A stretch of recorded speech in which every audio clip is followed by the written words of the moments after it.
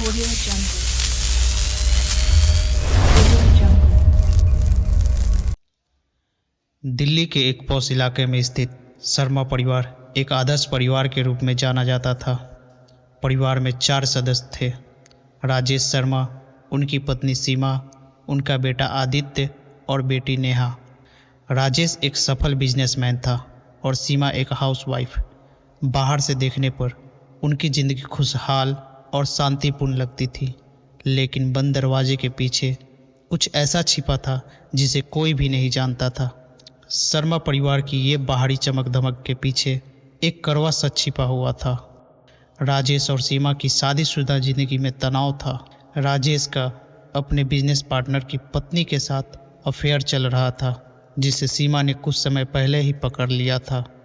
सीमा ने कई बार राजेश से इस रिश्ते को ख़त्म करने के लिए कहा, लेकिन राजेश ने उसकी बात को नज़रअंदाज कर दिया। सीमा के मन में गुस्सा और नफरत की आग धीरे धीरे बढ़ती जा रही थी।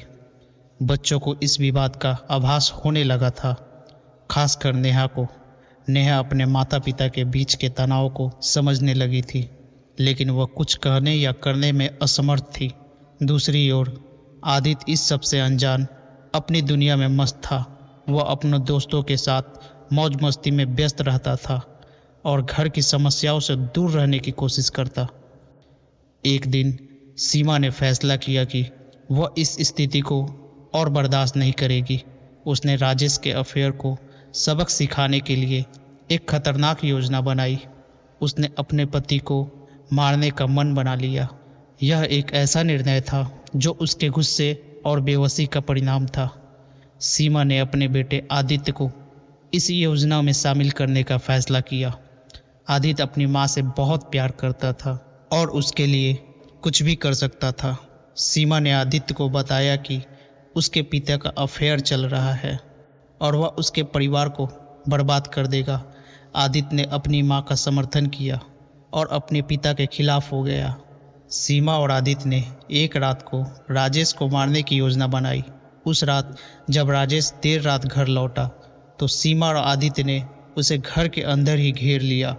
राजेश कुछ समझ पाता इससे पहले ही आदित्य ने उसके सिर पर एक भारी वस्तु से वार कर दिया।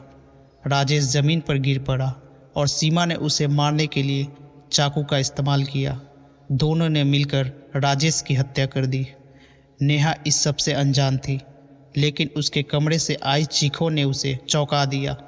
जब वह बाहर आई तो उसने अपने पिता का खून से लथपथ शरीर देखा। वह चौंक गई और चीखते हुए अपने कमरे में वापस भागी। सीमा ने नेहा को शांत करने की कोशिश की, लेकिन नेहा ने पुलिस को बुलाने की धमकी दी। अब सीमा को डर सताने लगा कि नेहा कहीं पुलिस को सब कुछ न बता दे। आदित्य ने सुझाव दिया कि उन्हें नेहा को भी ख़त्म कर देना चाहिए ताकि कोई गवाह न बचे। सीमा ने पहले तो इस विचार को मना किया, लेकिन आदित्य ने उसे समझाया कि अगर नेहा जिंदा रहती है तो वे दोनों पकड़े जाएंगे। आखिरकार सीमा ने भी यह क्रूर निर्णय ले लिया। आदित्य ने नेहा के कमरे में जाकर उसे शांत करने की कोशिश की और जैसे ही नेहा ने दरवाज़ा खोला, आदित्य ने उसे भी मार डाला। नेहा की हत्या के बाद सीमा और आदित्य ने घर की सफाई की और शव को ठिकाने लगाने की योजना बनाई। उन्होंने राजेश और नेहा के शव को एक बड़े बैग में डालकर रात के अंधेरे में कार से शहर के बाहर जाकर फेंक दिया। उन्होंने हर सबूत मिटाने की कोशिश की, लेकिन अगले दिन जब राजेश के ऑफिस में उसकी अनुपस्थिति का संदेह हुआ तो उसके एक सहकर्मी ने पुलिस को सूचना दी। पुलिस ने तुरंत शर्मा परिवार के घर का दौरा किया। सीमा और आदित्य ने पुलिस के सामने राजेश और नेहा की गुमशुदगी का बहाना बनाया, लेकिन पुलिस को घर के अंदर कुछ शक पैदा करने वाले संकेत मिले। जांच में पुलिस को घर के एक कोने में खून के धब्बे मिले, जो साफ करने की कोशिश की गई थी।